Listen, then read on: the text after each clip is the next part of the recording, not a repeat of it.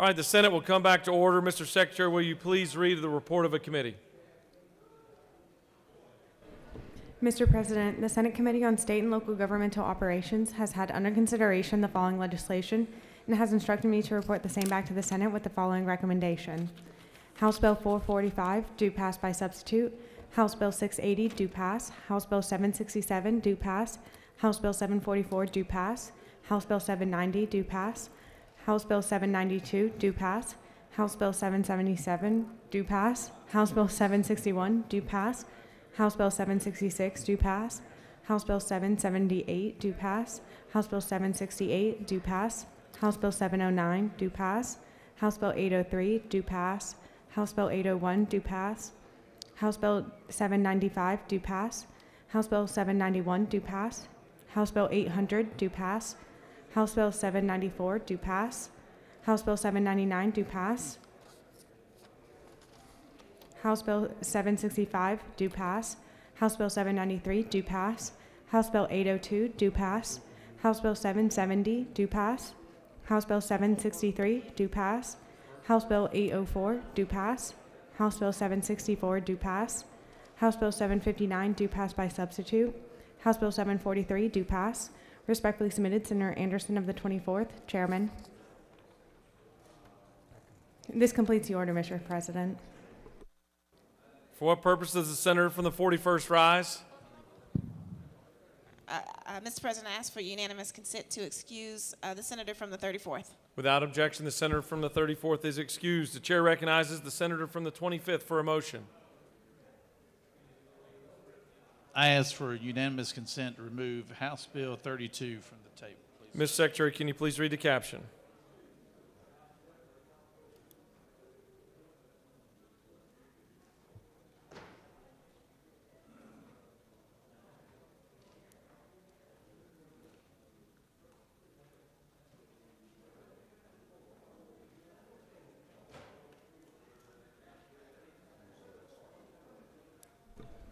House Bill 32 by Representatives Belton of the 112th and others, a bill to be entitled an act to amend Part 9 of Article 6 of Chapter 2 of Title 20 of the OCGA relating to grants for educational programs, so as to establish a teacher recruitment and retention program for a refundable income tax credit for teachers who agree to teach in certain rural schools and for other purposes.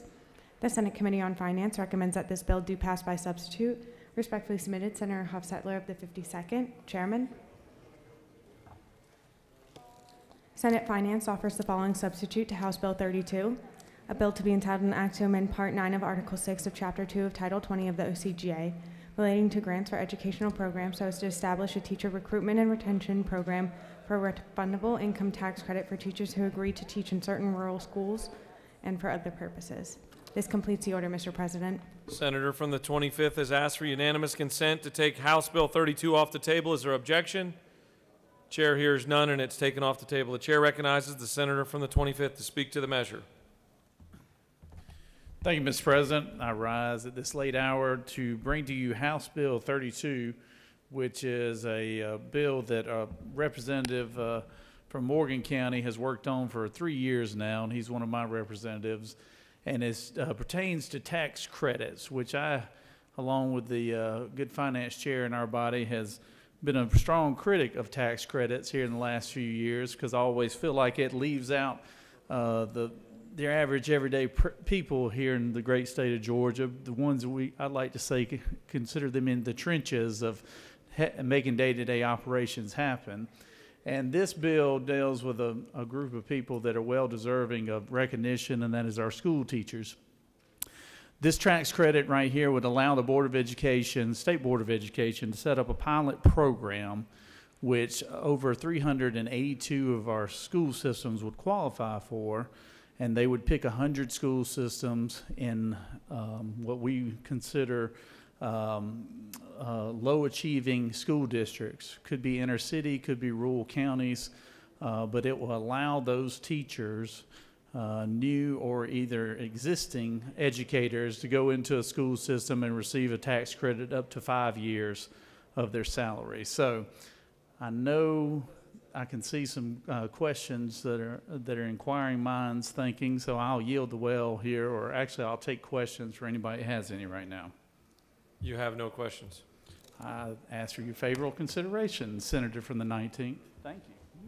Does any other senator wish to speak for or against House Bill 32? The chair sees none. The question's on the adoption of the committee substitute. Is there objection to adoption of the committee substitute? Chair hears none. The committee substitute is adopted. Is there objection to agreeing to the report of the committee which is favorable to the passage of the bill? The chair hears none. The report of the committee is agreed to. Is there objection to the main question being ordered? The chair hears none. The main question is ordered. Question on the passage of the bill by substitute. All those in favor vote yea. Opposed nay. The secretary will unlock the machine.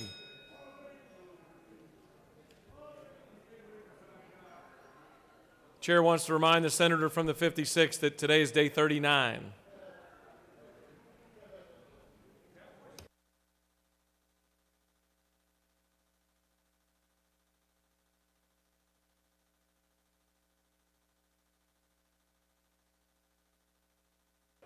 For what purpose of the pro tem rise? Parliamentary inquiry. State your inquiry. Isn't it true that this is day 39 and the senator from the 56 is an eager beaver making his confetti? I'm not certain I know of what the gentleman speaks. For what purpose does the eager beaver senator from the 56 rise? Parliamentary inquiry. State that Mr. President. inquiry. Isn't it true sine die could actually be any day? Certainly that could be true, but not today. Have all senators voted? Have all senators voted? We got one coming. I bet I know which one that is. All right, Mr. Secretary, please close the machine. On the passage of the bill, the yeas are 50, the nays are 0. This bill, having received the requisite constitutional majority, is therefore passed by substitute.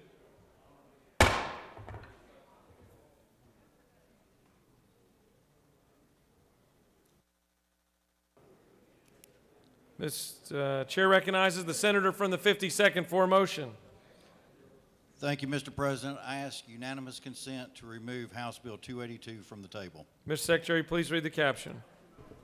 House Bill 282 by Representatives Meeks of the 178th and others. A bill to be entitled an act to amend Article 13 of Chapter 5 of Title 48 of the OCGA relating to ad valorem taxation of qualified timberland property so as to add a definition to limit the determination of fair market value to weighted market and income approach to valuation and for other purposes. The Senate Committee on Finance recommends that this bill do pass by substitute. Respectfully submitted, Senator Huff-Settler of the 52nd, Chairman. Senate Finance offers the following substitute to House Bill 282, a bill to be entitled an act to amend Article 13 of Chapter 5 of Title 48 of the OCGA relating to ad valorem taxation of qualified timberland property so as to add a definition to limit the determination of a fair market value to a weighted market and income approach of valuation and for other purposes. This completes the order, Mr. President. Senator from the 52nd has asked for unanimous consent for House Bill 282 to be taken off the table. Is there objection? Chair hears none, and it is taken off the table. The chair recognizes the senator from the 52nd to speak to the measure.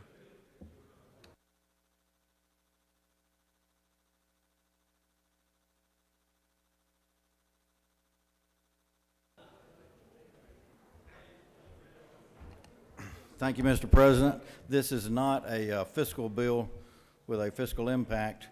This bill deals with timberland property. The House bill wanted to correct some errors. It said if the land was not contiguous because of a road or right-of-way, a county line, railroad, that kind of thing, that it would all be contiguous. You have to have 50 acres to qualify in this. They also were changing the income versus market approach, which had been at 50-50. We changed that back to 50-50 with some help from the senator from the 8th who helped, though not a member of Finance Committee, helped us through some of this. It sets in some requirements to certify it, and we also added their one way to certify the land up to 4 because the only way they had in there looked pretty expensive. Anyway, that's the basis of the bill, is to make sure that land contiguous doesn't change because of something on the property, railroad, easement, things like that. Any questions? If not, I'll yield to Will. You have no questions. Does any other senator wish to speak for or against House Bill 282? For what purpose does the senator from the 19th rise? Mr. President, I ask that we excuse the senator from the 6th for business outside the chamber. Without objection, the senator from the 6th is excused. Any other senator wish to speak for or against House Bill 282? The chair sees none. The questions on the adoption of the committee substitute. Is there objection to adoption of the committee substitute? The chair hears none. The committee substitute is adopted. Is there objection to agreeing to the report of the committee which is favorable to the passage of the bill? The chair hears none. The report of the committee is agreed to. Is there objection to the main question being ordered? The chair hears none, and the main question is ordered. Questions on the passage of the bill by substitute. All those in favor vote yea. Opposed, nay. The secretary will unlock the machine.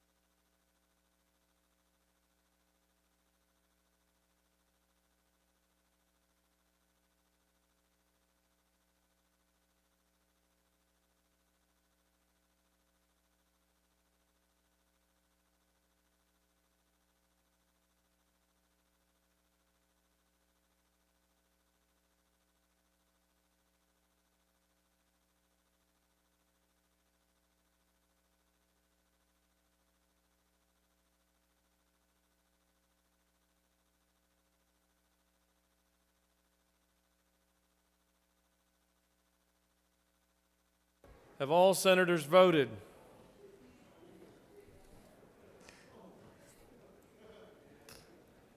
You still didn't vote.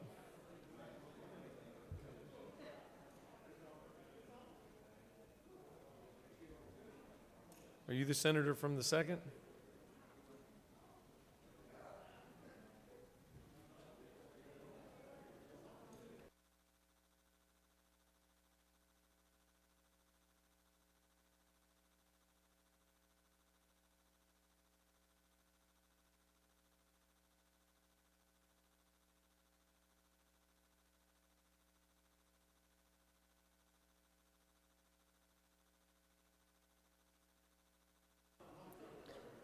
You're good. Have all senators voted?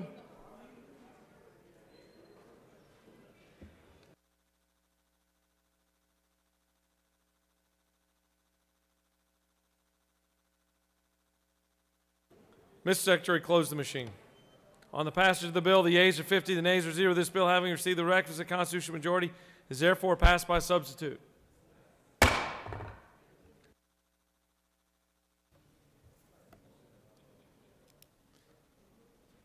Chair recognizes the senator from the 32nd for a motion. Thank you, Mr. President. I ask for unanimous consent to remove House Bill 287 from the table. Ms. Secretary, please read the caption.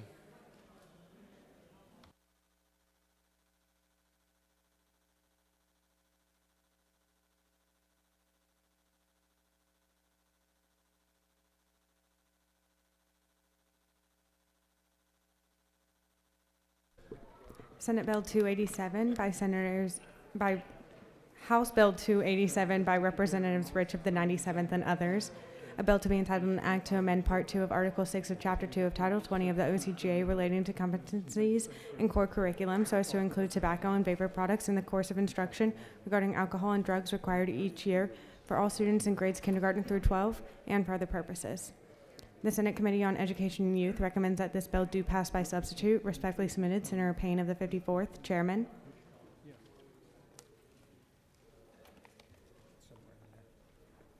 The Senate Committee on Education and Youth offers the following substitute to House Bill 287, a bill to be entitled an act to amend Part 2 of Article 6 of Chapter 2 of Title 20 of the OCGA relating to competencies and core curriculum so as to include human trafficking awareness for grades 6 through 12 in the course of instruction regarding health and physical education and for other purposes.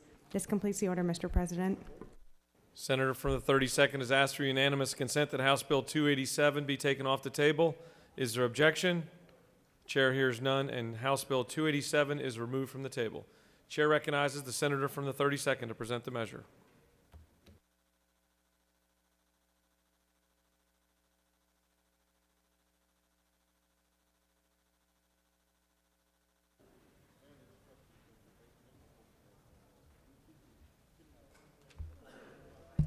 Thank you, Mr. President. This bill is about vaping, and this bill started with a meeting with Girl Scout Troop 13560. The girls were very concerned about vaping by teenagers. They had a big list of ideas, and we finally worked with the representative from the 97th District on an education bill. The bill adds vapor products to a health and physical education curriculum that already includes alcohol, tobacco, and drugs. In addition, our First Lady, who is passionate about fighting human trafficking, has requested an addition of that subject to the curriculum. This bill illustrates to our young people that they can influence the legislative process, and I would appreciate your support. Happy to answer any questions. You have no questions. Thank you. I yield the will. Does any other senator wish to speak for or against House Bill 287? The chair sees none. The question is on the adoption of the committee substitute. Is there objection to the adoption of the committee substitute? The chair hears none. The committee substitute is adopted. Is there objection to agreeing to the report of the committee which is favorable to the passage of the bill? Chair hears none. The report of the committee is agreed to. Is there objection to the main question being ordered? Chair hears none, and the main question is ordered. Questions on the passage of the bill by substitute. All those in favor vote yea. Opposed, nay. The secretary will unlock the machine.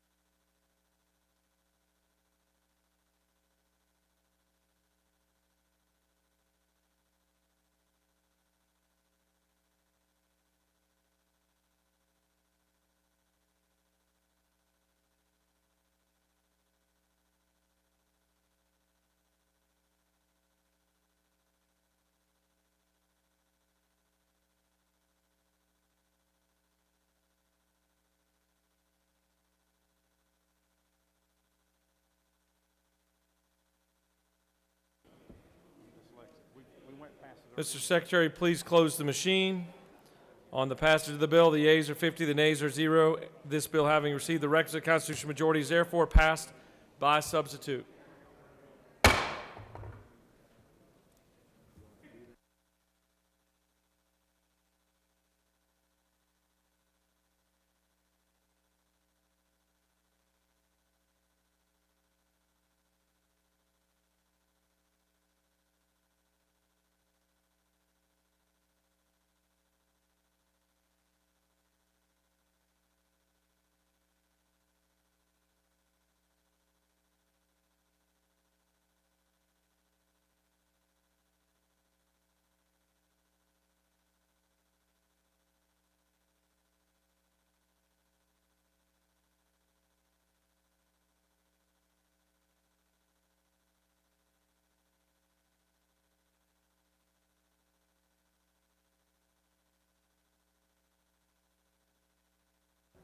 Chair recognizes the majority whip for a motion.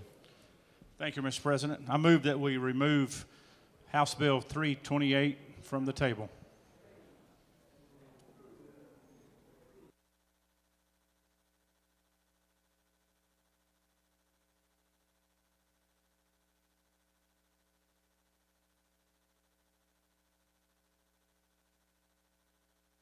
Mr. Secretary, please read the caption of House Bill 328.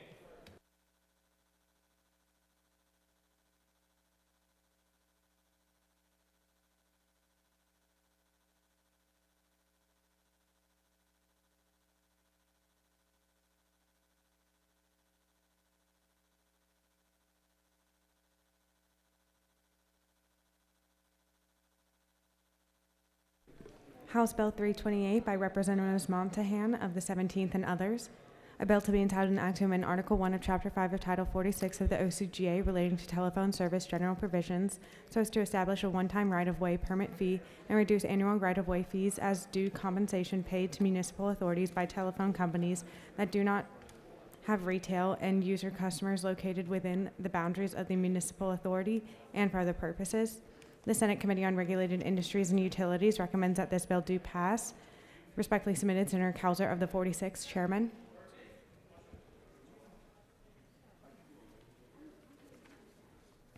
Senator Ginn of the 47th, and others offers the following Amendment 1 to amend House Bill 328 by replacing 5C with 5 cents with 20 cents on line 281. Senator Ginn of the 47th and others offers the following Amendment 2 to amend House Bill 328 by replacing lines 268 and 269 with the following. If a telephone company is not paying due compensation under paragraph 9 of this subsection, then the following shall apply, and for other purposes. This completes the order, Mr. Senator Ginn of the 47th and others offers the following amendment to amend House Bill, following Amendment 3 to amend House Bill 328 by replacing lines 268 and 269 with the following. If a telephone company does not have retail end user customers located within the boundaries of municipal authority, then the following shall apply, and for other purposes. This completes the order, Mr. President.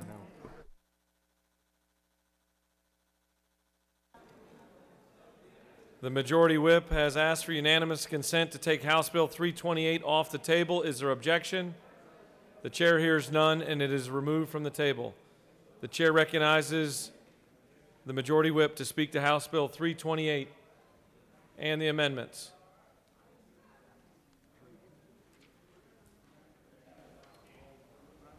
And number 3. Thank you, Mr. President.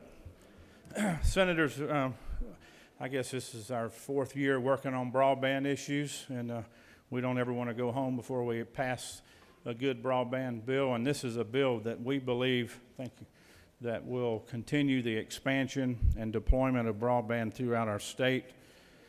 As you all know, the federal government has already deployed several $100 million of federal funds called RDOF funds into Georgia, and with the anticipation of $4.7 billion in federal funds coming to the state treasury this summer, we anticipate spending more of that money for broadband as well. One of the issues that we have faced over the years during the study committee that we did 4 years ago, we discovered some of the barriers to entry for the internet providers and the phone companies have been government regulations and fees. And those fees are spread out through the state and local governments. I'm going to talk a little bit about some topics like franchise fees and due compensation. But before I do, let me just tell you that some of you have gotten calls or emails from some of your mayors back home. Let me just say with some of the amendments that we're going to talk about tonight, I believe GMA has taken a stand-down position for tonight so we can continue working on this tomorrow with the House. House Bill 328 is an opportunity to fix a glitch that is in current law.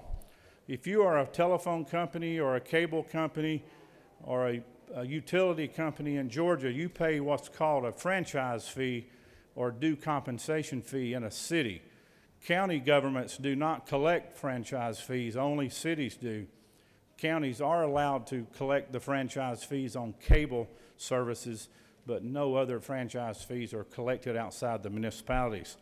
Typically, that fee for telephone services inside a municipality is set at 3% of the revenue that they generate.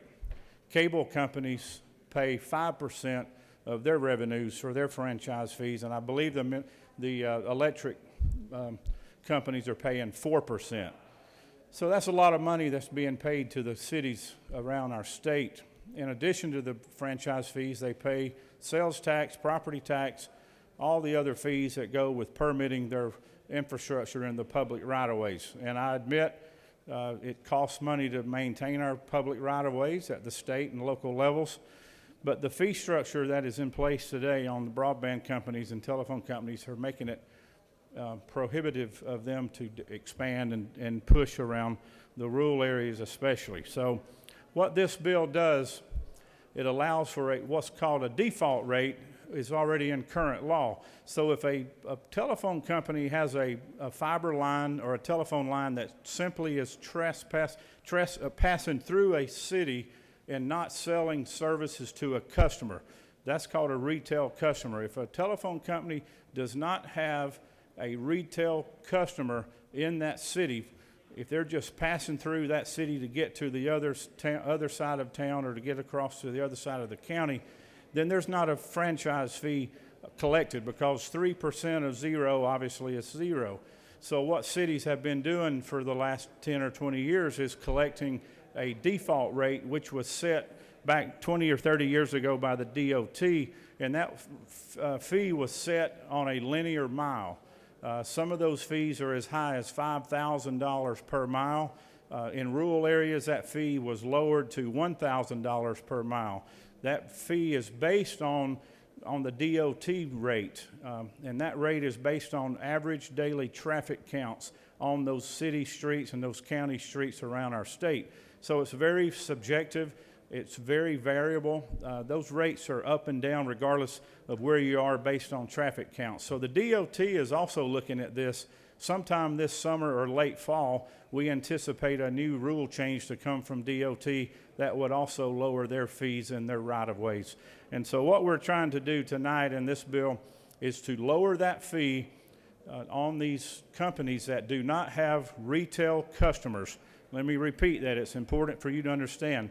The franchise fees of 3% for telephone are not impacted in this bill. Only if they have a telephone cable that's running through that municipality and they're paying the default rate, which could be as high as $5,000. This bill simply rolls that back to a fee of 5 cents per linear foot, which is roughly $250 to $300 per year. And so that is where you may have gotten some calls earlier today or this week from your mayors. This is an opportunity for us to lower this cost to the private providers. With all the federal funds that are coming, we anticipate a lot of expansion. When they expand into these other cities around the state, they will get new customers and they will generate more funds for the city. So we believe that the revenue loss that the cities are saying they will incur will be made up by the additional customers.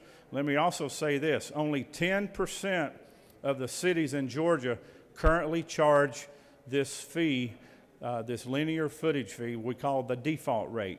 Most cities do not charge it. The city of Atlanta, for example, does not charge the default rate. They only charge the 3% rate. And again, this bill does not change that. The rest of the bill is basically dealing with administrative changes in how they collect the fees and how they submit it. And with that, Mr. President, I'm happy to take questions, and then we will go over the amendments when the senator from the 47th comes up. Those are his amendments. We will let him explain that, and I believe he will support this bill as well. Mr. President, I'm happy to yield for questions. It's quite the presentation. Chair recognizes the senator from the 19th for a question.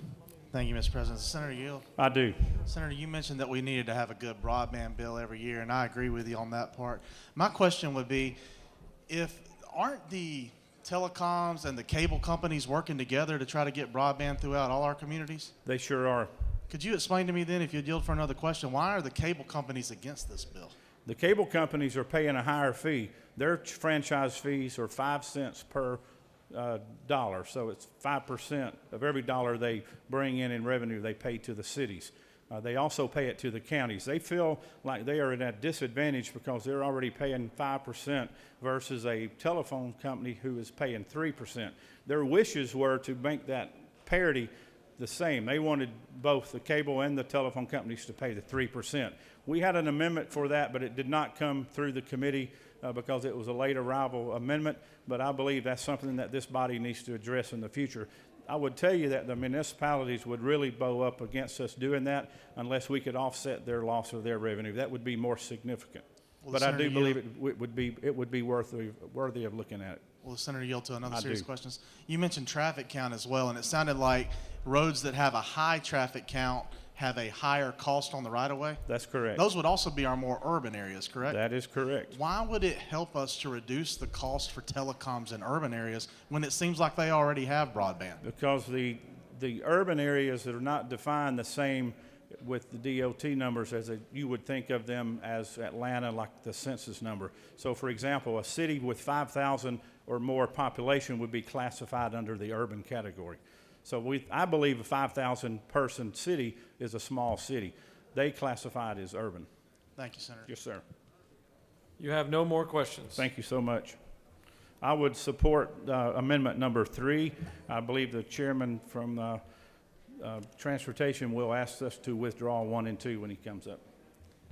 Chair recognizes the senator from the 9th to speak to the bill. He waves. She waves. Sorry. Chair recognizes the senator from the 47th to speak to the amendments. 1, 2, and 3.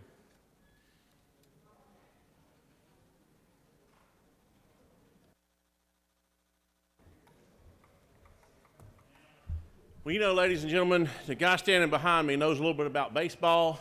Said you get 3 strikes, and if you can't get it right, you're out. So for me, just go ahead and throw 1 and 2 away. We're going to start with number 3. And when I get back, I'll ask that we withdraw amendments 1 and 2. Said the amendment 3, basically, I want you to think about this from a policy standpoint. If you think about a pipe going through town that's got broadband through it, what this amendment does is encourages those people that are running through town that don't serve anybody, you're going to pay a higher rate. You're going to pay 19 cents a foot. If you go through town and say City Hall wants to get service, or residents in town want to get service, and they provide service to any customer in town, it'll drop the rate to 5 cents. For me, I'll use a city y'all heard about last year, the city of Colbert. This past summer, a broadband company came right through the middle of town, 50 feet away from City Hall. City Hall does not have high-speed internet. In this case, if they would serve City Hall or anybody in the city, it would drop that rate if that city charges the fee. If they don't charge the fee, said that's well and good. But for those cities, and the senator from the 51st said that there's about 10% of the cities that do, this is a good thing. So I'll ask for your favorable consideration on amendment number 3. And I will tell you, just so you understand, this is like getting a little haircut. It's not like taking a scalping. Our friends at GMA are supportive of amendment number 3. You have no questions.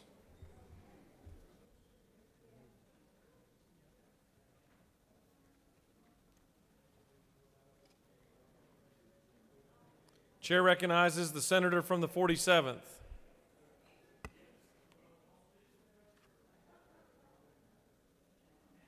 Thank you, Mr. President. I move to withdraw amendment number 1 and amendment number 2. Senator from the 47th has moved that amendments number 1 and 2 be withdrawn. Is there objection? The chair hears none, and they are both withdrawn. Would any other senator like to speak to the bill or amendment number 3? The chair sees none. The question is on the adoption of amendment number 3 by the senator from the 47th. Is there objection to adoption of the amendment? The chair hears none, and amendment number 3 is adopted. Is there objection to agreeing to the report of the committee which is favorable to the passage of the bill? The chair hears none. The report of the committee is agreed to. Is there objection to the main question being ordered? The chair hears none, and the main question is ordered. Questions on the passage of the bill as amended. All those in favor vote yea. Opposed nay. The secretary will unlock the machine.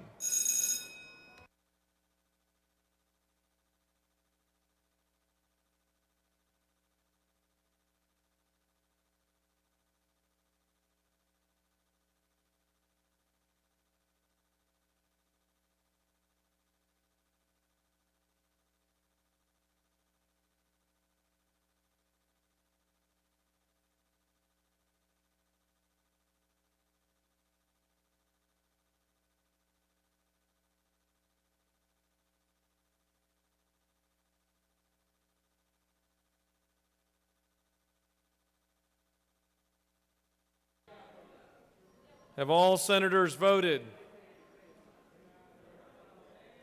Have all senators voted? Mr. Secretary, please close the machine. On the passage of the bill, the yeas are 34, the nays are 15. This bill, having received the requisite constitutional majority, is therefore passed as amended.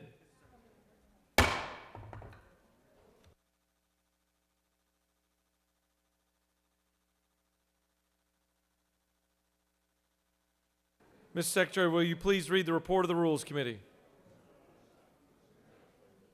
Mr. President, the Senate Committee on Rules has had under consideration the following legislation and has instructed me to report the same back to the Senate with the following recommendation.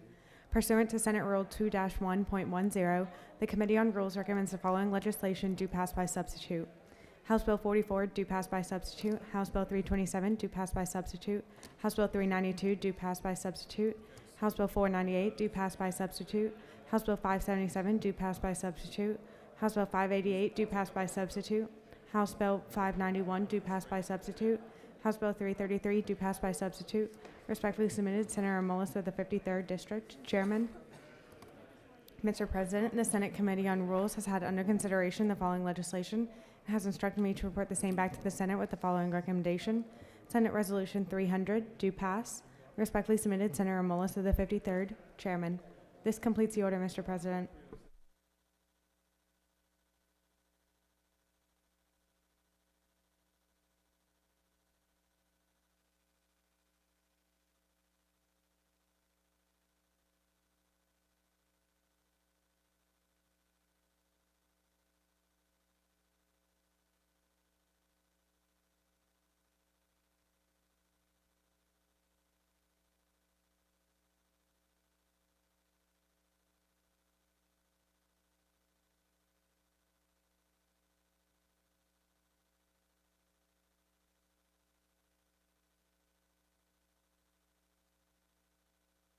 Chair recognizes the pro tem for a motion. Mr. President, I move to take Senate Resolution 281 off the table. Ms. Secretary, will you please read the caption?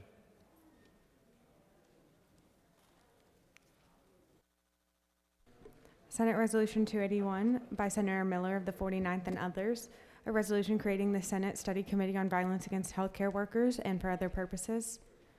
The Senate Committee on Rules recommends that this resolution do pass. Respectfully submitted, Senator Mullis of the 53rd. Chairman. This completes the order, Mr. President. The pro tem has asked for unanimous consent for Senate Resolution 281 to be taken off the table. Is there objection? Chair hears none, and it's removed from the table. The chair recognizes the pro tem to speak to the measure. Thank you very much, Mr. President. I bring before you Senate Resolution 281. It is a violence against healthcare workers resolution for a study committee. Workplace violence has been a grave concern particularly over this past year. Violence against healthcare workers has increased significantly, and workplace violence increases costs and the diversion of resources for hospitals and healthcare providers. Mr. President, if there are no questions, I'll yield the well. You have no questions. Thank you, sir. I appreciate the body's favorable consideration. Any other senator wish to speak for or against Senate Resolution 281? The chair sees none. Is there objection to agreeing to the report of the committee which is favorable to the adoption of the resolution? The chair hears none. The report of the committee is agreed to. Is there objection to the main question being ordered? The chair hears none and the main question is ordered. The question is on the adoption of the resolution. All those in favor vote yea. Opposed nay. The secretary will unlock the machine.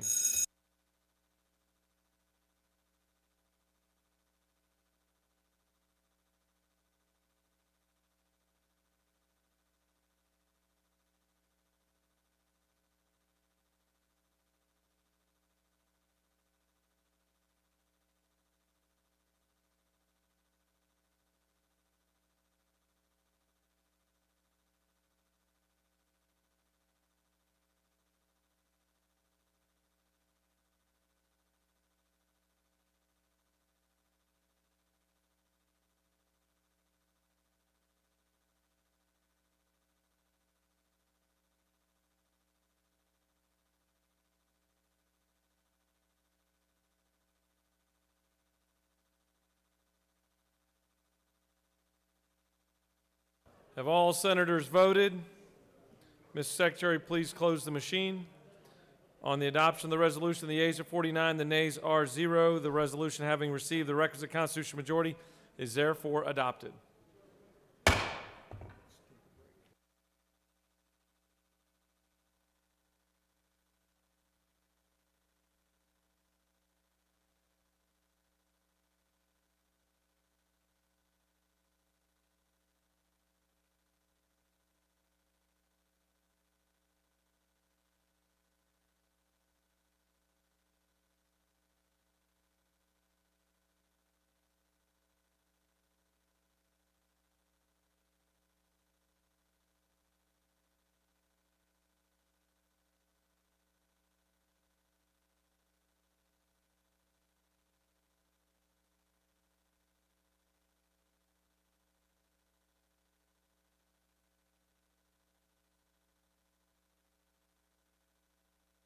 All right, I want to bring the Senate's attention that you've all are in the process of receiving a supplemental rules calendar on your desk. So I just want to make sure that everybody sees that. I think it's already been passed out on the blue sheet, but you have a supplemental rules calendar as a function of this evening's rules meeting. Chair recognizes the Majority Leader. Mr. President, I move that we engross House Bill 160, House Bill 333, House Bill 498, House Bill 574, House Bill 575, House Bill 588. They are all finance bills. The Majority Leader has moved that House Bill 160, House Bill 333, House Bill 498, House Bill 574, House Bill 575, and House Bill 588 be engrossed. Is there objection? There is objection. The Majority Leader waives. Would the Minority Leader like to speak? She waives.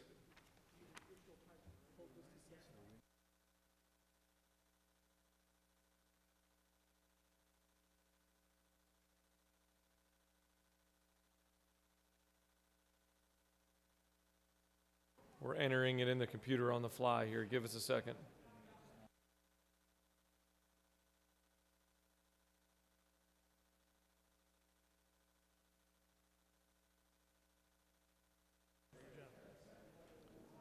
All right, all those in favor of engrossing the bills mentioned by the Majority Leader, vote yea. Opposed, nay. The Secretary will unlock the machine.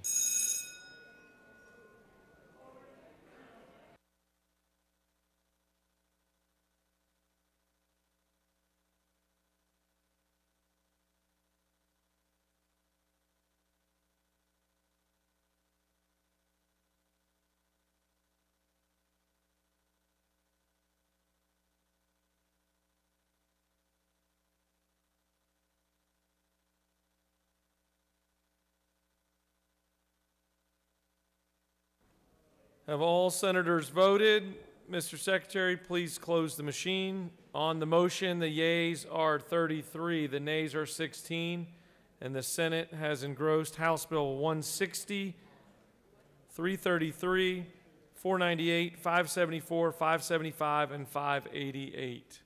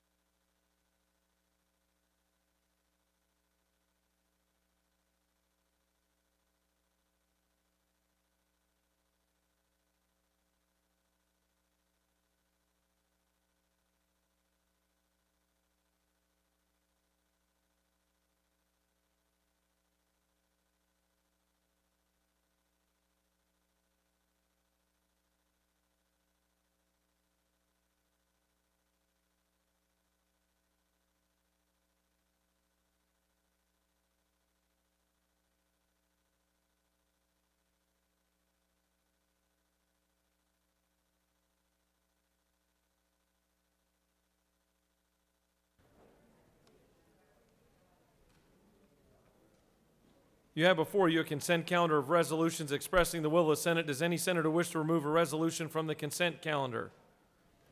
The chair sees none. The question is on the consent calendar expressing the will of the Senate. Is there objection to agreeing to the reports of the committees which are favorable to the adoption of the resolution? The chair hears none. The reports of the committee are agreed to. The question is on the adoption of the resolutions. All those in favor vote yea.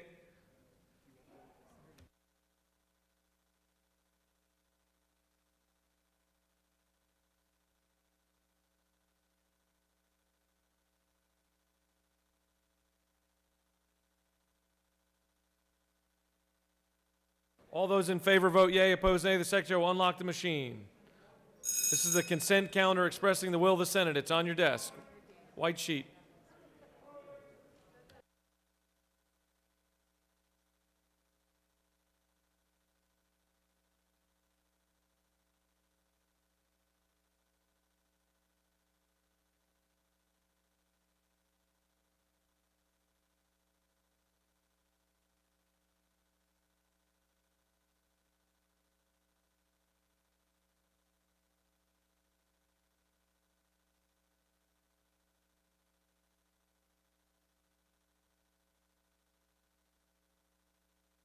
Have all senators voted?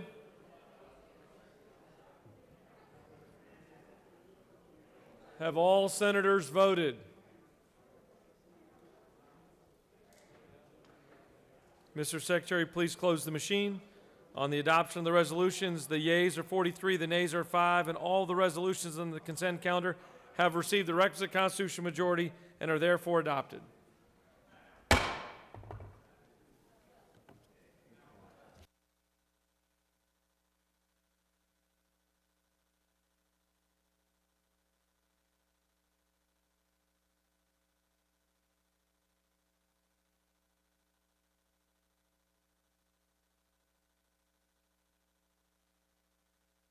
All right, now you have before you a consent calendar of study committee resolutions. Does any senator wish to remove a resolution from the consent calendar of study committees?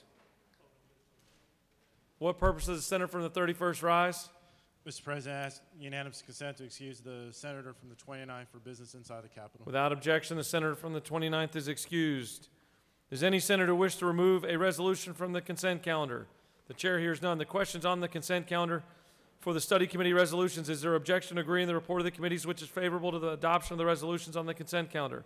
Chair hears none. The report of the committees are agreed to. The questions on the adoption of the resolutions on the consent calendar. All those in favor vote yea. Opposed nay. The secretary will unlock the machine.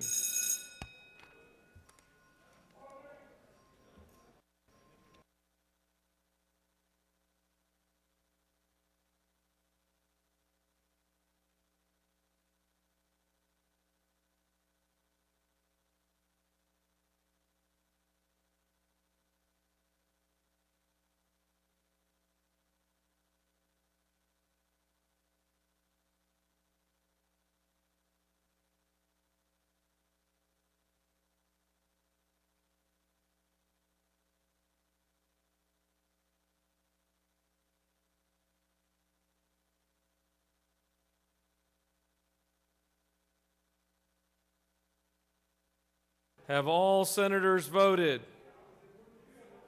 Have all, got one coming? Okay.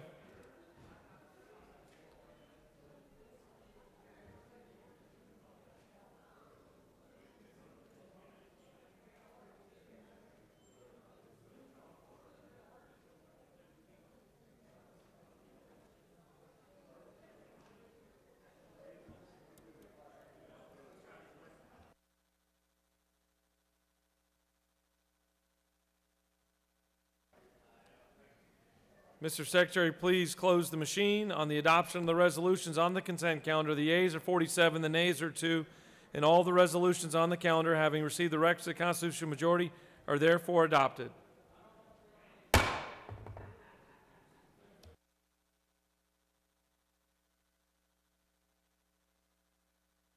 The chair recognizes the majority leader. Mr. President, I move that we table the supplemental rules calendar. The majority leader has moved that this chamber table the rest of the supplemental rules calendar. Is there objection? The chair hears none, and the remainder of the supplemental rules calendar bills are placed on the table. Chair continues to recognize the majority leader. Thank you, Mr. President. In 6 minutes, I'm going to move that the Senate stand adjourned until 10 a.m. on Wednesday, 31 March 2021. Any particular reason? Because that's what I had in the pool over here. I knew that was going to be the answer. Mr. Secretary, please read your announcements.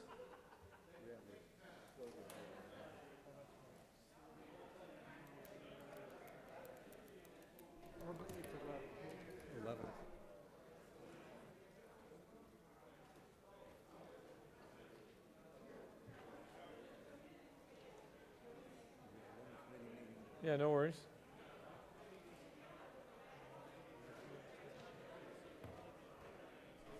State and local governmental operations will meet at 11 in room 307 CLOB.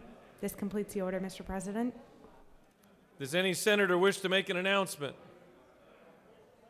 The majority leader has moved that the Senate stand adjourned until Wednesday, March 31st, 2021 at 10 a.m. All those in favor of the motion signify by saying aye. Opposed, no.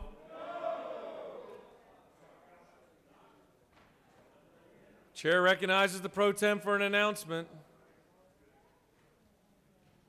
Mr. President, thank you very much. I apologize I didn't bring this up earlier. We have tests Wednesday morning, 7 to 11 a.m. Please don't miss it.